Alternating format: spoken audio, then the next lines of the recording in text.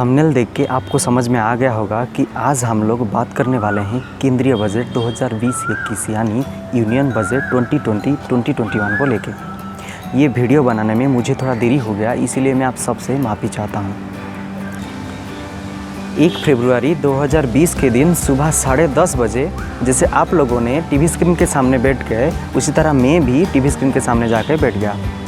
जैसे आप लोगों ने अपने अपने जॉब फील्ड यानी अपने अपने कर्म क्षेत्र को लेके इस बार बजट में क्या क्या है, आपके लिए क्या क्या नया आने वाला है, ये सब आशा लेके टीवी स्क्रीन के सामने बैठ गए, उसी तरह मैं भी एक परिवेश प्रेमी होने के नाते मैं भी जाके टीवी स्क्रीन के सामने बैठ गया।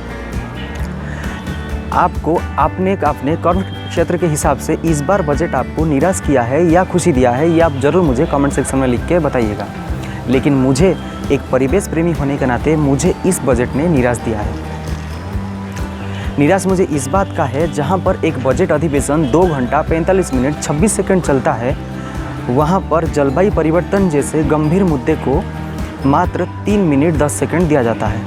और मुझे निराश इस बात का भी है कि जलवायु परिवर्तन जैसे गंभीर मुद्दा को अनदेखा करते हुए वहाँ पर कुछ भी नया एक्शन प्लान डिक्लेयर नहीं किया गया है। उस 2 घंटा 45 मिनट 26 सेकंड बजट देखने के समय कभी कभी इस तरह मुझे फील हो रहा था कि हमको कोई प्लेट में रसगुल्ला तो दे रहा है, लेकिन जैसे वो रसगुल्ले के रस में जैसे मिठास बहुत कम हो गया है। कैसे, मैं वीडियो में ये सब बताऊंगा। नमस्कार, मैं सत्यजीत, आपको मेरे चैनल में बहुत बहुत स्वागत है। बजट अधिवेशन शुरू करने से पहले हमारे वित्त मंत्री यानी हमारे फाइनेंस मिनिस्टर निर्मला सीतारमण जी ने संसद में खड़े होकर प्रधानमंत्री नरेंद्र मोदी जी को धन्यवाद ज्ञापन करते हैं और अभिनंदन भी ज्ञापन करते हैं।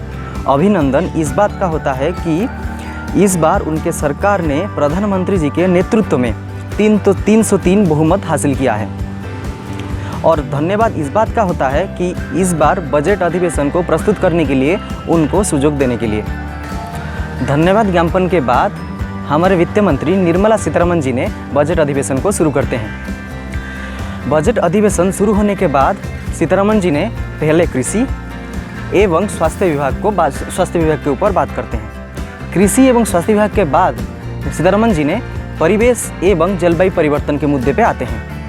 परिवेश एवं जलवायु मुद्दे में वो 4 महत्वपूर्ण बात बोलते हैं, जो आपको मैं एक एक करके बोलता हूँ। फर्स्ट पॉइंट है CDRI यानी coalition for the disaster resilient infrastructure, जिसको हमारे प्रधानमंत्री नरेंद्र मोदी जी ने UN एक्शन समिट 2019 में न्यूयॉर्क में विश्व समुदाय के सामने रखे थे। ये CDRI क्या है, ये मैं आपको समझाता हूँ। CDRI एक विश्व समुदाय संस्थान है। इस संस्थान को बनाने के पीछे लक्ष्य एक ही है कि अगर कोई भी देश प्राकृतिक आपदा एवं प्राकृतिक विपर्यय का सामना करता है तो वो देश ने CDRI के माध्यम से पूरा विश्व समुदाय को मदद मांग सकता है। और विश्व समुदाय का जिम्मेदारी ये होगा कि पूरा विश्व समुदाय इकट्ठा होकर CDRI के थ्रू इस देश को मदद देंगे। जैसे कि वो देश अगर अगली बार कोई भी प्राकृतिक आपदा एवं प्राकृतिक विपर्यय का सामना करता है, जैसे उसका इंफ्रास्ट्रक्चर लॉस, ह्यूमन लॉस और इकोनॉमी लॉस कम से कम हो और वो देश सस्टेनेबल डेवलपमेंट के तरफ जा सके। आशा करता हूँ मैं आपको CDRI क्या है आपको समझा दिया होगा। CDRI क्या है फुल फॉर्म में और एक बार बोल दे रहा हूँ, coalition for the disaster resilient infrastructure. आशा करता हूँ अब आपको CDRI समझ में आ गया होगा। सभी देशों की तरह हमारे देश में भी एक अथॉरिटी है जिसका नाम है NDMA यानी national disaster management authority. Hindi में इसका राष्ट्रीय आपदा प्रबंधन प्राधिकरण। ये एक भारतीय सरकारी संस्थान है। इसका काम ये है कि अगर कहीं पर भी हमारा देश ने प्राकृतिक आपदा एवं प्राकृतिक विपर्यय का सामना कर रहा है तो वहाँ पर सिचुएशन को कंट्रोल करना और रेगुलेट करने का काम इस अथॉरिटी का है। इस अथॉरिटी ने नेशनल अडेप्टेशन फंड के थ्रू काम करता है, यानी अगर कहीं पर प्राकृतिक आपदा आ रहा है तो वो अथॉरिटी इस फंड से पैसा लेके काम करना शुरू करता है। लेकिन इस बार बजट में इस फंड को कट किया है। अगर हम लोग बात कर रहे हैं CDRI को लेके ये एक विश्व समुदाय संस्थान है, इसको हम नया डिज़ाइन किए हैं, भारत की तरफ से इसका डिज़ाइन दिया गया है कि ये CDRI क्या क्या होगा। लेकिन सडनली ये डिजास्टर फंड को कट करने का क्या मतलब है, ये मुझे समझ में नहीं आया। और जैसे कि धीरे धीरे प्राकृतिक आपदा दिन ब दिन बढ़ता जा रहा है, उसी टाइम में फंड को कट करके 80 करोड़ कर दिया गया है 2020-21 यूनियन बजट में, जो कि ये 2019 और 2020 का बजट में ये 100 करोड़ था। जैसे आपको मैं बोला ना कि प्लेट में तो रसगुल्ला दिख रहा है, लेकिन उस रसगुल्ले में जैसे मिठास बहुत कम है, ये उसी तरह का बात हुआ। द्वितीय पॉइंट, इंडिया ने नेशनल डिटरमाइंड कंट्रीब्यूशन को UNFCCC में सबमिट कर दिया है। ये आपके मन में अभी क्वेश्चन आ रहा होगा कि ये नेशनल डिटरमाइंड कंट्रीब्यूशन क्या है, समझा के बोलता हूँ। नेशनल डिटरमाइंड कंट्रीब्यूशन ये है कि ये 2015 का बात है। 2015 में UNFCCC यानी United nation framework convention on climate change वो पूरा विश्व समुदाय को एक मीटिंग करने के लिए बोलता है, और उसका नाम है COP कॉन्फ्रेंस ऑफ पार्टीज, जो कि पेरिस में होता है 2015 में। UNFCCC के नोटिस के हिसाब से 2015 में पेरिस में पूरा विश्व समुदाय इकट्ठा होता है। वहाँ पर क्लाइमेट चेंज के ऊपर डिस्कशन किया जाता है। इसीलिए वो जो COP कॉन्फ्रेंस ऑफ पार्टी वो जो 21वां था, माने 21 COP का नाम दिया जाता है पेरिस क्लाइमेट एग्रीमेंट। वहाँ पर कुछ एग्रीमेंट होता है। एग्रीमेंट क्या है? एग्रीमेंट ये है कि पूरा विश्व समुदाय मिल के कुछ पॉइंट लिखते हैं कि क्या क्या पॉइंट के ऊपर हम लोग ध्यान देंगे ताकि हम 2030 आते आते हम एक अच्छा विश्व के तरफ जा पाएंगे। तो 17 पॉइंट वो लोग चूज करते हैं, टोटल 17 पॉइंट में से वहाँ पर बोला जाता है कि ये जो 17 पॉइंट है, ये 17 पॉइंट में से कौन सा देश किस किस के ऊपर काम करेगा 2020 तक बोलने के लिए। तो इंडिया ने 2020 में अपना नेशनल डिटरमाइंड कंट्रीब्यूशन को UNFCCC को भेज दिया है। हाँ, और एक बात, ये जो आप बार बार सुन रहे होंगे सस्टेनेबल डेवलपमेंट, सस्टेनेबल गोल, यही जो 17 पॉइंट है ना, उसी को ही हम लोग बोलते हैं सस्टेनेबल गोल्स। माने ये जो 17 पॉइंट विश्व समुदाय के सामने रखा गया है और बोला ये गया है कि अगर ये 17 पॉइंट को हम लोग सब मिल के काम करेंगे तब जाके हम एक स्वस्थ विश्व का परिकल्पना कर पाएंगे 2030 आते आते। तो उसी को ही बोलते हैं सस्टेनेबल गोल्स। और हमारे इंडिया ने वही सस्टेनेबल गोल्स से एफॉरेस्टेशन को चुना है। माने हमारे इंडिया ने जंगल को बनाने के लिए सोच रहा है। माने जो जंगल नष्ट हो चुका है उसी जंगल को एफॉरेस्टेशन माने वनीकरण और रिफॉरेस्टेशन माने पुनः वनीकरण करके वो जंगल को बढ़ाना चाहता है। थर्ड पॉइंट, निर्मला सीतारमण जी ने संसद में खड़े होकर रिन्यूएबल एनर्जी के लिए बोलना शुरू करते हैं। वो बोलते हैं कि जो भी रेलवे का अनयूज्ड लैंड है और रेलवे लैंड के पास में ही फार्मर्स का फेलो लैंड है, माने जहाँ पर फार्मर और चाषबास नहीं कर रहा है, अगर वो ज़मीन फार्मर्स ने देना चाहता है तो वहाँ पर रिन्यूएबल एनर्जी के लिए सोलर यूनिट सेट किया जाएगा। लेकिन वहाँ पर एक ट्विस्ट है। ट्विस्ट ये है कि जो लैंड को हमारे वित्त मंत्री निर्मला सीतारमण जी ने रेलवे डिपार्टमेंट को देना चाहते हैं ताकि रेलवे डिपार्टमेंट रिन्यूएबल एनर्जी के ऊपर काम कर सके, लेकिन उसी लैंड को ministry of environment, forest and climate change ने ले चुका है वहाँ पर एफॉरेस्टेशन और रिफॉरेस्टेशन के ऊपर काम करने के लिए, यानी वनीकरण और पुनः वनीकरण के ऊपर काम करने के लिए। ये वनीकरण और पुनः वनीकरण क्यों ज़रूरत है ना, आपको जो मैं सेकंड पॉइंट में बोला कि हमारे देश ने नेशनल डिटरमाइंड कंट्रीब्यूशन को UNFCCC को सबमिट कर चुका है और हमारे देश ने ये चुना है कि हमारे देश एफॉरेस्टेशन और रिफॉरेस्टेशन के ऊपर काम करेगा, इसीलिए ये दायित्व फॉरेस्ट डिपार्टमेंट ने लिया है। लेकिन निर्मला सीतारमण जी ने तो संसद में खड़े होकर ये बात कैसे बोल दिए हैं कि ये ज़मीन रेलवे लैंड को दिया जाएगा, ये बात पता नहीं है। नेशनल डिटरमाइंड कंट्रीब्यूशन में ये भी लिखा गया है कि भारत ने उसका ज्योग्राफिकल एरिया का 1/3 फॉरेस्ट में कवर करेगा और उसके लिए वो जो रेलवे अनयूज्ड लैंड को चुना गया है।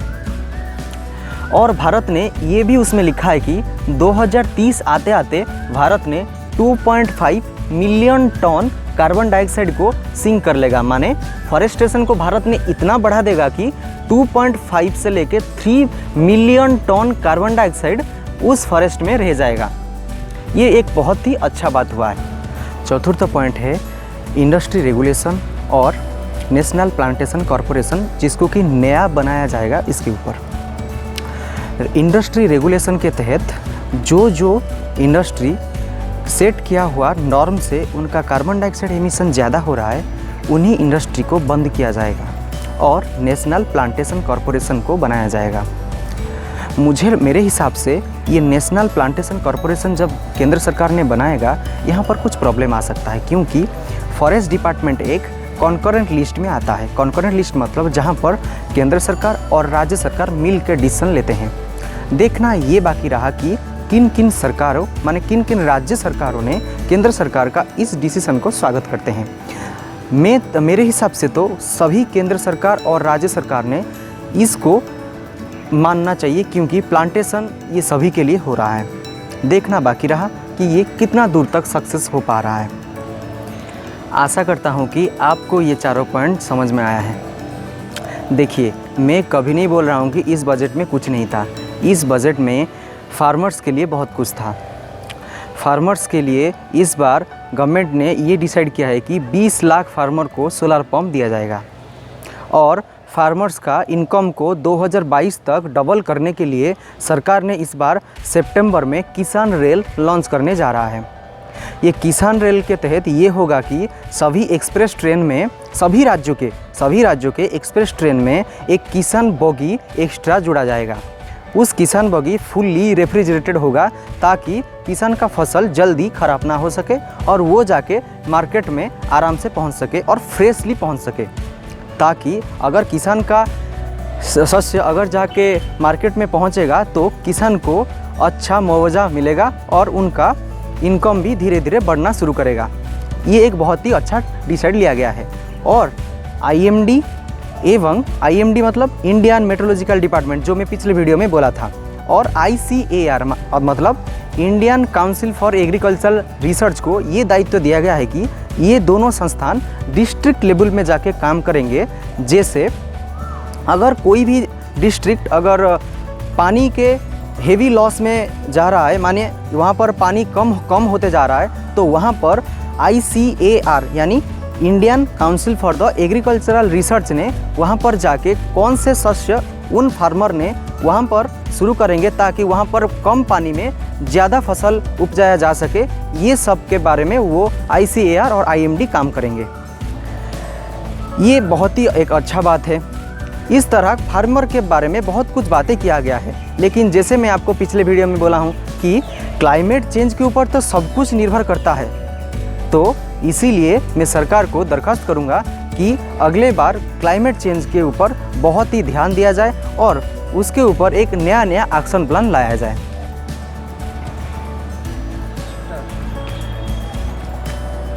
आपके साथ बात करते करते आके पहुंच गया शेष पर्याय में। देखिए, इस वीडियो में मैं जितना भी बात किया आप लोगों के लिए, नॉलेज के लिए, आप लोगों ने इस वीडियो को पूरा देखे हैं, इसलिए मैं आपको धन्यवाद देता हूं। देखिए, इस वीडियो को आप अपने जो बच्चे हैं जो 10th हैं और वो 11th पढ़ रहे हैं, नहीं तो 12th पढ़ रहे हैं, उन बच्चों को आप ज़रूर दिखाइएगा। और जो लोग ग्रेजुएशन कर रहे हैं तो उनके लिए ये वीडियो ही है, क्योंकि ये सब जो मैं आज ये सब जो मैं टर्म यूज़ किया हूँ, CDRI, UNFCCC, ICAR, ये सब टर्म आपके लिए बहुत ही गुरुत्वपूर्ण है, क्योंकि मैं आपको बार बार बोल रहा हूँ, परिवेश सिर्फ मेरा नहीं है, आपका नहीं है, परिवेश हम सबका है। इसका सुरक्षा कैसे होगा ये हम सबका जिम्मेदारी है। आप लोग समझने के लिए कोशिश कीजिए। एक बार ये वीडियो आप सबको शेयर कीजिए, सबके साथ बांटिए, सब एनवायरनमेंट के बारे में जाने, ताकि वो लोग भी एनवायरनमेंट को लेके थोड़ा सचेतन हो।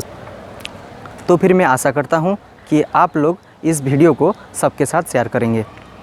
और आपको मैं जाते जाते एक प्रश्न पूछ के जाता हूँ।